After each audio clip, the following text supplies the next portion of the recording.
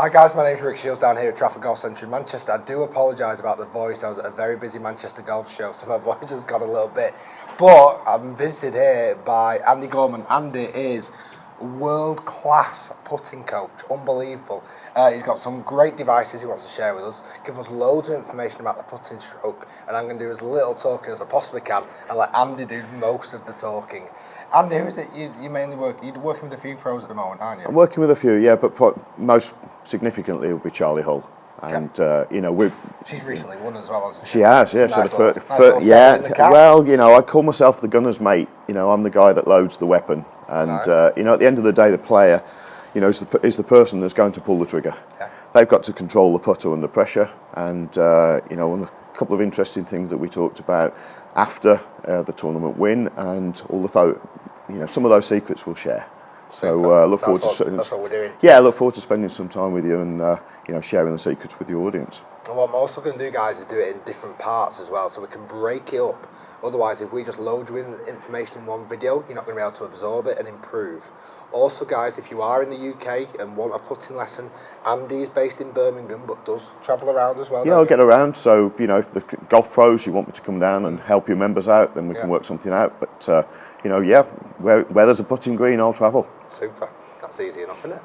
Even a carpet. Even a carpet. Your living room carpet is one of the best places to practice this putting stroke. So you've got a name for this method, haven't you? What's your kind of method? Yeah, well, it's a T-stroke putting system, and we'll see the products in a little while. But very simply, the T-stroke is a product that we developed in order we can ensure we get the optimum setup position. So we're going to do a full-on review of that shortly, so stay tuned. We will. We're going to talk about the basics of the grip and the basics of the setup today, aren't we? Absolutely. Primarily it's all about getting into a natural position. So, what I want, the audience to understand is that there is a natural way for us to putt. So, guys, if we can understand that there's a more comfortable way, you look at guys like Luke Donald and Tiger, they don't look like they're struggling. They look really good and comfortable over the putts, and I want to be able to portray that across to your audience and to the golfers out there. Okay. So, let's start with you, Rick. Let's have a quick look and see where we're going. I'm sure the guys watching my videos before, I'm not the greatest putter in the world. I need to start holding more. So, Andy, it's your job to help me hold more putts. It might be a tall task, but hey, we'll do our best. So, should I hit some putts? Let's have a quick look. See what's going on. As I do with any of my students, I'm having a look to see what are the common features. What are we looking for? We're looking for what are the common faults, and setup position is primarily where we're going to find the faults. Now, I go through spells of changing my grip a lot. And I'm sure, guys, you've seen it as well. I've changed from normal to cack-handed to claw grip. So I'm going to do just normal at the moment, normal grip. That's fine. Which I would start to hopefully use a bit more of. Okay.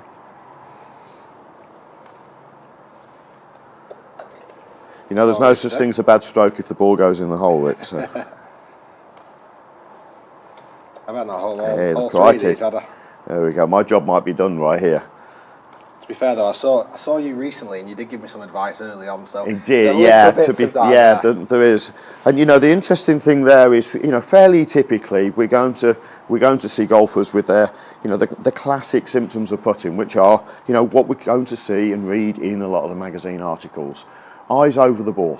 Yeah. Trying to take the putter straight back and straight through. In fact, the best putters in the world don't do this. So, there has to be a reason why they don't do it. And why maybe those that are struggling a little bit are a little bit more prone to getting their eyes over the ball, to standing really crowded over the top of the golf ball, maybe trying to take the putter straight back and straight through. And I'm guilty of this. I'm guilty of trying to do that. I'm guilty of giving that information out as well.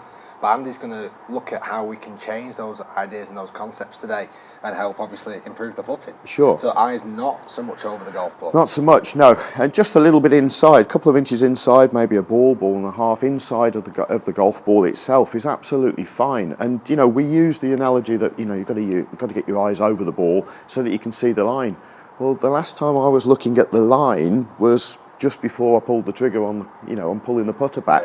I'm actually looking at the golf ball, and I'm using, to some degree, hand-eye coordination to actually coordinate the movement. The problem is, if the golf ball's too close to us, our eyes are over the ball. Actually, it's not where the arms are hanging freely, and that then compromises the position of the hands on the club, coming back to the grip position itself. So if you'd like to take your setup position, Rick. Just as I would do normally? As you would do normally. Now, typically with our grip position, we tend to grip with our ordinary clubs a little bit more into the fingers itself. And so we notice here that the shaft plane is a little lower than my forearm. Out here. Okay, so if we put a stick on there and just match that up, you'll see very simply that that's now much lower down. So that would look as if it's pointing much more towards my belt than towards the lower point of my sternum. In fact, if you just turn to the side, you'll be able to almost demonstrate that. So if I grip in my fingers here, the shaft plane is pointing down towards the belt. Now you may also be able to see that the putter itself, the toe of the putter's off the ground. Now, if manufacturers can help us by flattening the putters, but that doesn't necessarily get your eyes over the golf ball. So actually, you're hitting a double whammy, really. If you've got a swing grip, then you end up having to stand a little further away from the ball. Then we get even further over, now compromising our balance, and our hands and arms are very much inside. That doesn't look comfortable. It doesn't, does it? So, no, it doesn't. yeah, I noticed that a little bit with how you were putting earlier, you know, before we saw you last time. So ultimately, if we can get the arms into a nice hanging position and grip much more with the palm, so it's not a full palm grip. I wouldn't say that it's a lifeline grip because I don't want the shaft plane coming up into the upper arm. So I want the shaft plane to move sort of, you know, use it there. Yeah, perfect. There we go. So more towards the elbow. I like to use the skeletal structure of the body because that's consistent. Some of us have bigger muscles, some of us have a little bit more bulk to the body. You know, that's on top, that's muscle or maybe just a little bit of body fat. You know, and of course, you know, working with the male and the female audience, that varies things as well. So bottom line is here, we use the skeletal structure at all times. So using the elbow here, that just gives us a very clear indication of where we need to be. So when I grip the club, this is where I want you to get a little bit more so we can get that shaft plane matching the forearms. And the interesting thing about that then, putter stays square to the path of the club. Okay, because it's leading with your arm a bit more. Absolutely. So we're working a little bit more off that. I'm going to show quickly the audience there. I would normally hold it in my fingers quite a lot on my putter.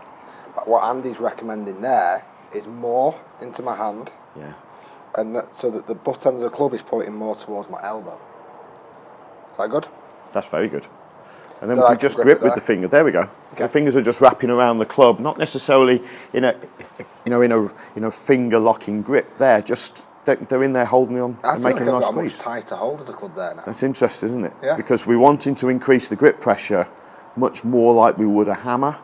Now this is this is really key. Do listen to this bit now because I thought this bit was unbelievable last time when I spoke to Andy. Explain that. Grip pressure is often talked about in terms of, well, let's hold the putter like a bird with a broken wing or maybe a tube of toothpaste without the cap on. We've seen it, we've read it. The bottom line is that I want the utmost of control over this putter. So if I'm holding it really light, I can't even support the weight of the club head. And club heads are getting heavier, so this is going to become more difficult. But if I grip the club firmly, then I now have control. So I've got control over that club, and I would say that that's a 7 out of 10 firmness, rather than as much as that, And I'm not concerned if a player gets it firmer than that. What I am concerned about is where's the tension in the body. So the pressure's here, but if the arms are in good position during the setup, then we're actually in the best place to make it happen. So if I've got no tension in my arms, so they're not tucked up underneath me and my eyes over the ball, back to the very first thing we talked about, the pressure that's in the grip here doesn't put any pressure in my arms and shoulders.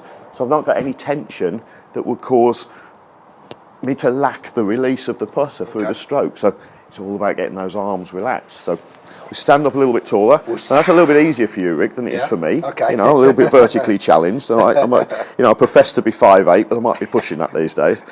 All right. So I'm much more in my palm. I'm holding it 7 out of 10. 7 out of 10, nice little squeeze. Even pressure in both hands. But the arms hanging nicely from the shoulders. There we go. That's fantastic. And now we can see here, you know, if we do this from the front angle, that the hands are much more in front of the shoulders. There we go. So the hands aren't underneath the shoulders like they were ordinarily, and we'd just like to get you a little further away. Not so much higher, because we want them to be relaxed, but a little further in front of the shoulders. So now the hands are in the same position as where you would stand tall. So just stand up nice and tall, let go of the putter. We'll take the one hand off. Stand up nice and tall, straight up. Now if you just stand up tall there, we can actually, you'll notice that your hands are actually physically in front of your shoulders. So all we're doing is obtaining the same free hang. So they're totally relaxed. Okay. You're not walking around like this. No tension in the shoulders, muscles in the top. So nice and relaxed from there. Just bend forward now and take your grip pressure on the club. And we want the hands to be in the same free hanging position. So a little further forward. That's it. You're moving back. That's perfect. So there we go. So now we're in a much more relaxed position. From there, you can increase that grip pressure without putting tension into the upper body. That's weird. Because I really feel like I'm holding tight there. But you can't feel anything going up the arms. Nothing at all. That's really nice. Nice feeling.